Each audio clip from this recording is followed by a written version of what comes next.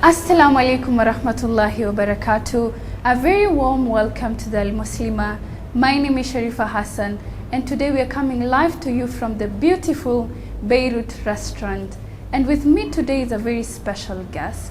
And even before I introduce my guest, remember you can always join in our conversation through our social media handles, that is Elm TV on Facebook, Elm TV on Twitter, and subsequently Elm TV on YouTube and Instagram. So my guest is doing an incredible job, and I wouldn't even want to say whatever she does. I'll give her the chance to introduce herself. But she's the co-founder of Fadlcarda Leukemia Foundation that is there in the society to create awareness about cancer and everything about it, supporting the clients, supporting the patients and the families of the people who have been affected by cancer. So maybe you can introduce yourself. My name is Aisha Ahmed. I'm the co-founder of Fadlcarda Leukemia Foundation. Right. Yes. So Aisha, how did the Fadlcarda Foundation come about? And from what you told me is that it's, the name of the organization goes by Fadlcarda Leukemia Foundation. Maybe why leukemia? Fadlcarda Leukemia Foundation was founded in honor and a loving memory of baby Fadil. He passed on in India in 2016. He had leukemia. So after chemotherapy session in Kenya, the doctor advised Fadil to be taken for further treatment. So it was founded in the name of Fadil. Fadil, yes. MashaAllah. Yes. He must be a very special kid in terms of how he fought cancer. Yeah, after his demise, the mother reminisced the challenges that she went through as a mother in terms of finance and emotional stress. So we had this organization in order to be there for families that goes through the same what Leila went through. Yes. So leukemia, the first time I heard about leukemia was it's a blood cancer. Very recent. So Fadil was found with leukemia. Yes. But we normally deal with all childhood cancer. It's not only leukemia. Yes. By the way, that's very unique. Why children and why not adults? Because most of the time we hear cancer awareness among the adults and whatnot. Okay, the mother wanted to have an organization to deal with children because the son was a 1-year-old boy. So and with kids I think it's more easier. Yes, I think because of maybe sympathy. Right. Yes. So Aisha, how has it been for you guys ever since you started this foundation, and given that the statistics in the country in terms of every day, at least every month you hear people dying of cancer, how's it been for you guys? Alhamdulillah, we've impacted a number. We have successful story, of course. Right. We've helped a good number of kids. Some made it. With cancer has affected everyone. For example, every year, Kenya records new cancer cases, 43,000 new cancer cases. So I think as an organization, we've tried our best to impact the society. Right. Because we also do awareness program in places with less information. So one or another way we've impacted our community. Yes. So do you have like a specific target audience? Mostly we deal with children. Right. Yeah. But for cancer awareness, we target all age groups. Yes. How frequent do you do this awareness, and where do you maybe do them? We've reached some parts of Kenya. We've gone to Garissa, Mombasa. In Nairobi, we've done 2 awareness programs. We normally target places with less information. So at least we've attracted a good number, yes. In our awareness program, we normally have oncologists on board, nutritionists, people with information, and also we have cancer survivors there. Of course, they normally come in and share their stories and journey to give maybe hope and courage to not only those who are fighting cancer, but giving hope to everyone. Because cancer can be treated. So cancer is just a sentence. Yeah. And I love the way you say that you go there and do this awareness, not because, you know, not only to the people who are already affected with cancer, but just to raise awareness. Because I think growing up, or ever since we started hearing the issue of cancer, we only associated it with the people of class. So we never thought that, you know, someone who lives, you know, in the rural areas, or someone who is living in the slums can be affected by cancer, of which it's something that is, we have seen that it's the opposite. Cancer affects everyone. Yes. Yes. Okay, there's so many myths surrounding cancer cases. Okay, people say that cancer was so much associated with the rich because of the food that they take, Yes, pizza, the lifestyle. yeah, the lifestyle that they are living. But we have people with cancer when you are huko mashinani who are eating healthy Yes, food. yes. So cancer can affect anybody. So that's why we normally advocate for a healthy living lifestyle and early screening and detection. Yes. So what has been the outcome? What you know, like feedback have you gotten from the awareness that you've been doing? We have people who normally call us from Mandera, Wajir. They want us to come there because we also use a lot of social media platform to advocate for cancer awareness. So in our program, we attract a good number. For example, in Garissa, we had almost 200 youths in that awareness program. So apart from the program itself, on social media, we normally get a lot of messages, calls. There's a good feedback on that. Yes. Sure. And people are starting to actually, you know, understand what cancer is. At least we have, there's other organizations also who are doing cancer awareness programs. Of course, it was not there. I think, I cannot say only Fadlcarda do awareness program, but for now, I think there are so many cancer organizations that are currently doing screening and awareness programs. Yes. Okay, because it's a disease that is actually, it has affected everyone. It's dreadful. Subhanallah, may Allah protect us from it. So Aisha, you know, talking about the issue of cancer, and especially in children, it can be very hard for someone to know a child is going through, you know, you know how it is hard to understand how children feel, because they're not able to communicate, and especially when they're very young. What are some of the things that, when you go to the self-awareness, you tell the parents to look for, the signs and symptoms? We normally advocate, we normally tell them to go for early detection and screening. Because mostly they come to us during their last stages. We've lost a number. So we normally, in our awareness program, basically we tell them that there's need for early detection. So it's you and me to advocate for that. So spreading the gospel about cancer, cancer awareness, early screening, the advantages, yes. And even just going for regular checkups in the hospitals. Regular checkups, I know. Because sometimes... But I know, you know, cancer treatments, you need millions. Yes. You need millions and millions. So someone will tell you, why should I go for screening? Nikiambo nikona cancer, what next? Right. So there's a stigma that surrounds There's a stigma that disease. surrounds, yeah. And that's why probably when someone has the symptoms, they're not able to go. They fear, you know, they don't want the name cancer to come out of the doctor's mouth. In Korogocho, there's a good number of cancer survivors there, and some will tell you, I normally don't go for chemotherapy because financially they are not financially stable, and then they're like, mimi najua nitakufa at the end of the day. So who won't die? Everyone will die. Yes. So we normally come in and tell them that we give them hope. There's also prayer, there's that word of encouragement, yes.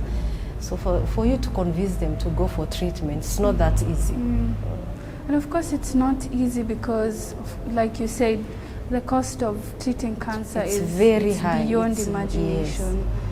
So that's why mostly most of the people fear, or they just decide to live with it. Yes. So how do you handle such cases when someone tells you they don't have the money for chemo? We normally tell them to go for NHIF packages. So some have NHIF, others don't have. So we normally tell them to look for NHIF.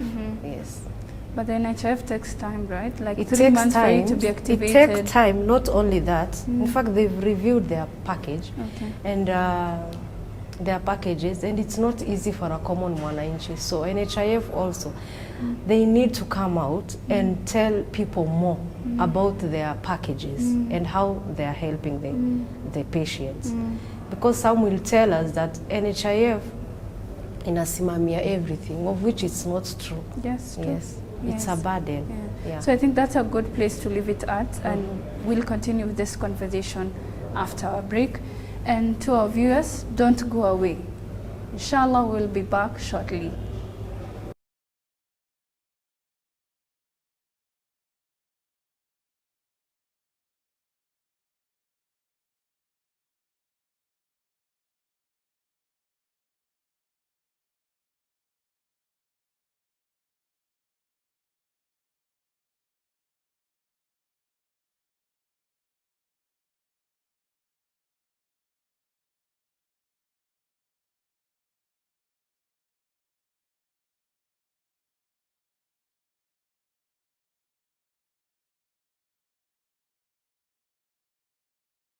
Assalamu alaikum wa rahmatullahi wa barakatuh. Welcome back to the muslimah, and with me today is Aisha Mohammed, the co-founder of Fadlcarda Leukemia Foundation, a foundation that basically is there to create awareness about cancer and mostly has a focus in children.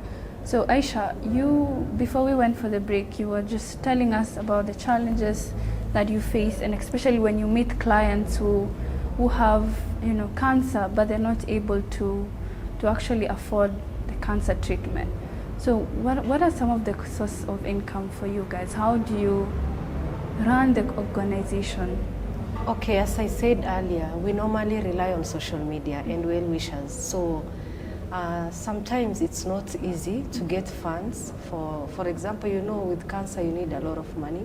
So raising that a certain amount on social media takes a lot of time. And with cancer cells, it multiplies day by day. Right. So the moment that we've raised we've raised a certain amount of money, and to maybe a certain cancer case, sometimes it's too late. So some make it, some don't make it. So that's one of the challenges that we have, our key one challenge, losing our patients. Another thing, lack of resources to run our initiative. As I said, we rely on Facebook friends, well-wishers, family. Yes, we don't have a source of income for now. Yes. And you've mentioned something very important, and especially after the diagnosis, after the chemo. You find that someone is probably told that they're cancer free, or the cancer is now gone, and you go home thinking that it's gone forever. And after sometimes you go back to the hospitals, and again the cancer cells have regenerated. And you've mentioned the 2 successful stories. What do you think? What's your thought of that? I think the doctors advise their patients on checkups. So I don't think they are told that you are cancer free, you can now go and relax. So I think there's a checkup that they normally go through. Yes. So you have to keep up with the checkup. You have to keep up with the checkup. Yes. Yeah, because I think that's very important. And in the cases that you deal with, and especially children, they're very vulnerable. And I can imagine sometimes when you're dealing with them, you get attached as an organization, as a foundation. When there are losses or when they don't survive, how do you guys deal with that? It's not easy. It's not easy losing a patient because, okay, it's a last plan. One thing that we should know that, right. But as a human being, I know it's hard. It's traumatizing, yes. Not only for the parents, but to also us, because during that fundraising session, there's that attachment with the kid. So when they pass, we normally get traumatized. But ukijua ni mpango wa Mwenyezi Mungu, alhamdulillah. That makes you content. Yes. And you're able to deal with that. Yeah. But I also think it's important for you guys to have like just have a debriefing sessions. counseling. Yeah, counseling Yes. and whatnot, because that can be traumatizing. You can imagine you're the third person in this picture, Yani, the foundation. So you're getting that, you know, stress. You see how the family is struggling, and then again the children who are very close to you. I think it's also important for you guys to take care of yourselves. I know. For you to be able to continue with this beautiful, noble cause. But, you know, you've mentioned the issue of the survival rate and the fact that cancer is something that is treatable. So in your awareness, so when you go around and do the awareness, what are some of the what are some of the things that you emphasize for the community, for the parents to take note, or so that when this happens around them, they can be able to actually deal with that? Okay, we have cancer survivors who share their journey. So when they come there and talk about cancer and how they have survived it, it's kind of giving hope to other people. So when you're told that you have cancer, you know it's not the end of the world, because you've also seen a cancer survivor there sharing their testimony. Yes. So you do this by taking the survivors to them. Yes. Yeah, and we have sharing their stories. Yes. That's important, because when you get someone who has actually gone through the same experience, that's when you're able to actually, you know, it's kind of like it's a first-hand message, information, which is incredible. So where do you see the wind going as an organization? What are some of the plans that you have in terms of making this something that impacts many lives? One, we want to have a cancer support group that will consist of oncologists, nutritionists, psychologists, people who will take us through like what we expect during the treatment or the demise of a patient. So we want to have that cancer support group, and of course we want to have we want to be able to help a good number, because currently we don't have that. Hatuna hiyo uwezo. Yes. How many cases do you deal with at least? We've helped a number. Some passed, some are still there. Yes. So you have survivors, and you still have And those who people are who still are going through chemo. kids who are still going through chemo. So what is the role of Islam in all this that you do, as a foundation, as a person? What role has Islam played in whatever you're doing right now? In fact, one thing that this organization has taught me is to be patient, because everything happens in the qadar of Allah.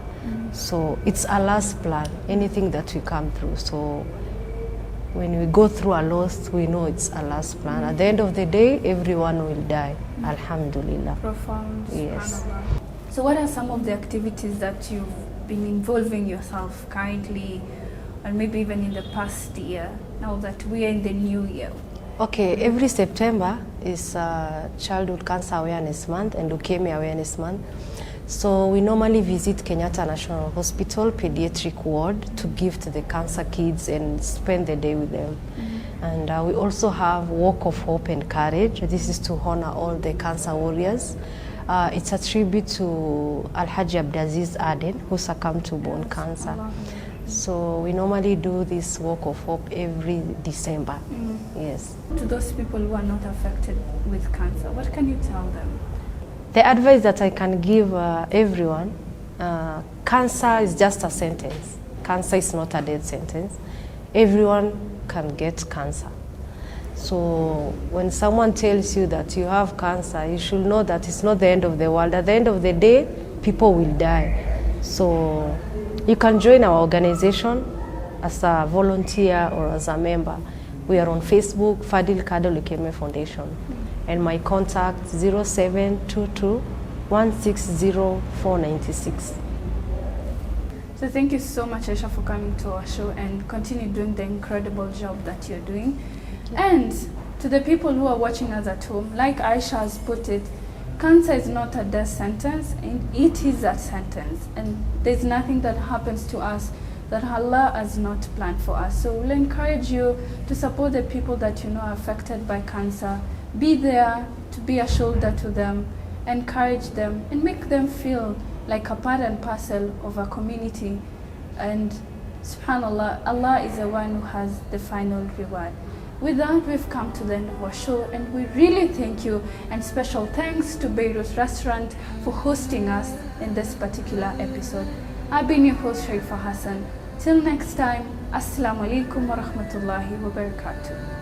تفاءل من على الدنيا بأمر من سجاد